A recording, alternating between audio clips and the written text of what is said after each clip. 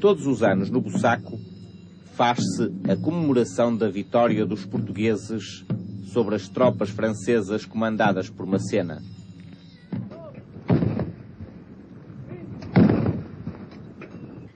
Estas imagens reconstituem um período difícil da história de Portugal, o período das invasões francesas que ocorreu nos princípios do século XIX. Quais teriam sido os motivos que levaram os franceses a invadir Portugal? Nos finais do século XVIII, mais concretamente em 1789, em França, deu-se uma revolução que provocou modificações no modo de viver de muitos países da Europa. As ideias de liberdade, igualdade e fraternidade, defendidas por estes revolucionários, foram rapidamente divulgadas, tendo como principal consequência a alteração do regime de monarquia absoluta para um regime em que os poderes estavam repartidos, a monarquia constitucional. Contra este movimento revolucionário opuseram-se os monarcas absolutos da Europa, que passaram a considerar a França como sua inimiga. O principal inimigo da França era a Inglaterra. Para a prejudicar, Napoleão, imperador dos franceses, decretou o bloqueio continental. Este bloqueio tinha por fim obrigar todas as nações que comerciavam por mar a fecharem os seus portos aos navios ingleses. Desta forma, a Inglaterra, que é uma ilha e que vivia do comércio marítimo, acabaria por se render. Portugal não aderiu a este bloqueio porque pretendia continuar a comerciar com a Inglaterra, nomeadamente vendendo-lhe algodão, tabaco e açúcar que vinham do Brasil. Esta recusa de Portugal em aderir ao bloqueio leva a que as tropas francesas invadam o nosso país.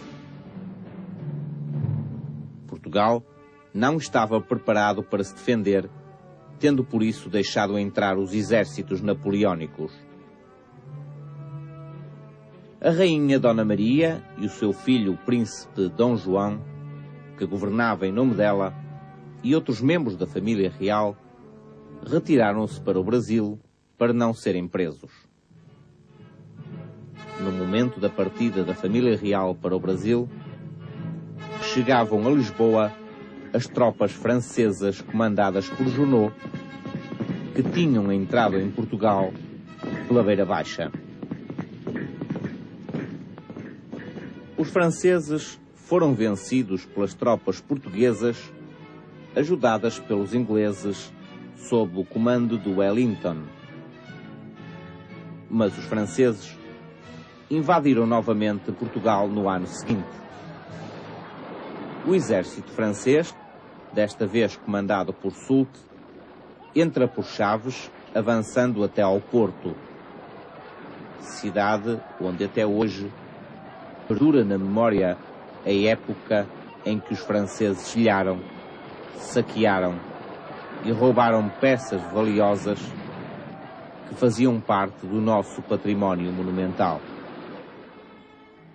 Os franceses acabaram por se retirar, mas em 1810, novamente tropas francesas, entrando por Almeida, avançam até Viseu e Bussaco, onde são vencidas pelos exércitos anglo-lusos.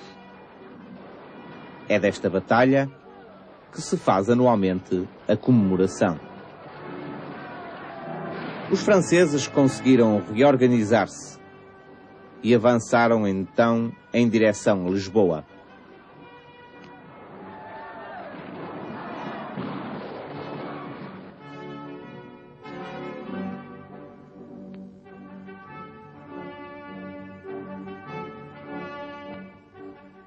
Aqui, em Torres Vedras, portugueses e ingleses construíram estas linhas de defesa onde derrotaram mais uma vez os invasores franceses. Estes fugiram em direção à fronteira. A paz definitiva foi então assinada em 1814. Entretanto, a corte permanecia no Brasil e esse facto mudou completamente a vida daquele território. O Brasil, tornando-se sede do governo, ganhou grande importância política.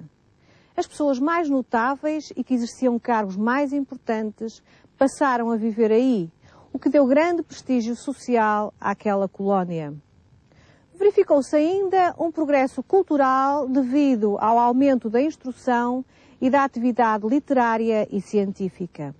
Foi, no entanto, no aspecto económico, que o Brasil sentiu maiores progressos, já que em 1808 Dom João VI abriu os portos brasileiros às nações amigas, autorizando que todos os produtos brasileiros fossem vendidos para qualquer parte do mundo sem terem que passar por Lisboa. A burguesia portuguesa via assim os seus interesses comerciais prejudicados e o descontentamento começou a alastrar pelo país. Os militares estavam descontentes devido ao facto do comando do exército ser feito pelos ingleses. A nobreza via-se afastada da corte pela ausência desta no Brasil. A população mais desfavorecida via aumentar as suas dificuldades devido à devastação do reino provocada pelas invasões francesas. Os burgueses queriam mudar a situação e participar nas decisões do governo, a exemplo do que viam acontecer noutros países. As notícias que vinham da Europa, de outras revoluções que tinham derrubado as monarquias absolutas, e o clima de descontentamento que se vivia no país iriam provocar a Revolução Liberal que se deu no Porto em 1820. Esta cidade foi, na verdade, o palco principal da Revolução Liberal, assim como Manuel Fernandes Tomás foi considerado o seu organizador principal. E o que exigiam estes revolucionários? O regresso do rei, que continuava no Brasil, o fecho dos portos coloniais ao estrangeiro, o fim da Inquisição e a elaboração de uma Constituição. O rei regressa então a Portugal, as cortes reúnem e elaboram a Constituição que Dom João VI jura cumprir. Mas o que é uma Constituição? Vamos ouvir um texto de um escritor português recentemente falecido, Carlos Pinhão, que nos explica de uma forma engraçada o que é uma Constituição. Vocês têm ouvido falar de Constituição e talvez não saibam bem o que quer dizer, até porque há Constituição com C pequeno e Constituição com C grande. Assim, por exemplo, aos domingos nos campos de futebol anuncia-se a constituição das equipas e os jogadores devem ter uma forte constituição física porque fazem um esforço muito grande. Não é dessas constituições que vos quero falar, mas de uma tão importante que se escreve sempre com C grande. É a Lei das Leis, uma espécie de mãe de todas as leis. Se não houvesse leis, cada um fazia o que lhe apetecia, e era uma grande confusão. Por exemplo, pensemos no direito a fazer barulho e no direito ao sossego. Nós podemos brincar e cantar e gritar, mas não sempre, nem em qualquer lugar. No recreio, sim. Nas aulas, não. Porque à bulha não se aprende. Há leis locais, desta ou daquela terra, há leis particulares, desta ou daquela profissão. Mas tem de haver uma lei-mãe que dê uma orientação geral a todas as outras leis, para que não se contrariem umas às outras, para que apontem todas no mesmo sentido. É precisamente a essa lei que se chama Constituição, a lei fundamental de um país. Na altura em que Dom João VI regressou à metrópole, o Brasil era uma próspera colónia e, por esse motivo, antes de partir, o rei deu-lhe a categoria de reino, tendo aí deixado seu filho Dom Pedro como regente. Os portugueses não aprovaram esta decisão e as cortes decretaram então o regresso do Brasil à situação de colónia. Dá-se então uma revolta liderada pelo príncipe Dom Pedro, que proclama a independência do Brasil em 7 de setembro de 1822. Quando morreu Dom João VI, devia suceder-lhe Dom Pedro. Como este era imperador do Brasil, abdicou em favor da sua filha menor, Dona Maria.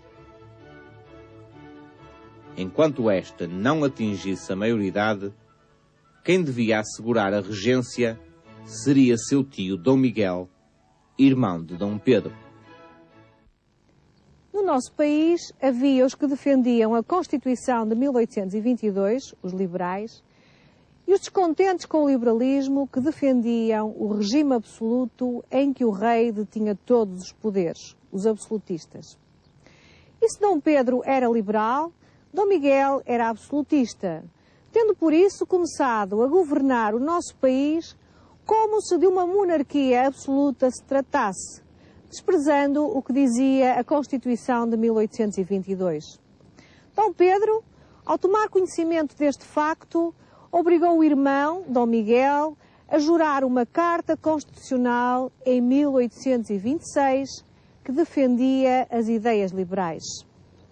Só que Dom Miguel não só não cumpriu as determinações da carta, como perseguiu os liberais, obrigando alguns deles a fugir para o estrangeiro.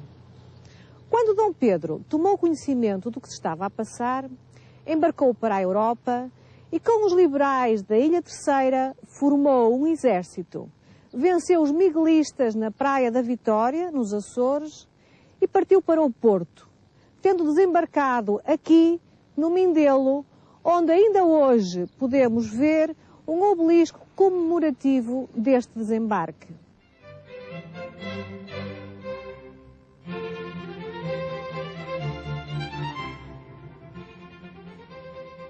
Entretanto, Dom Miguel e os absolutistas cercam a cidade do Porto, onde se encontram Dom Pedro e os liberais. Os miguelistas são derrotados no Algarve pelos liberais, comandados pelo Duque da Terceira, que avança e ocupa a cidade de Lisboa em 1823.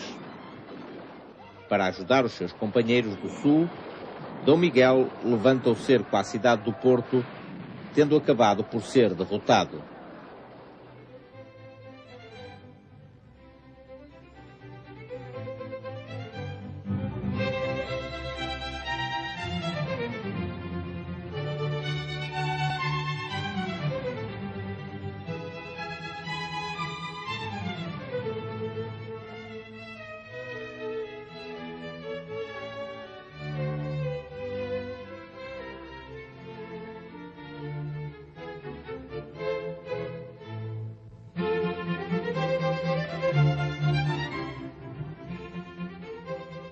Em 26 de maio de 1834, nesta casa de Joaquim António Sarmago, foi assinada a Convenção de Évora Monte, que restabeleceu a paz em Portugal. Aqui, os representantes de Dom Miguel e de Dom Pedro assinaram a Convenção que pôs fim às lutas liberais. Dom Miguel parte então para o exílio no estrangeiro. Com o regime liberal vencedor, o nosso país passou a ser uma monarquia constitucional.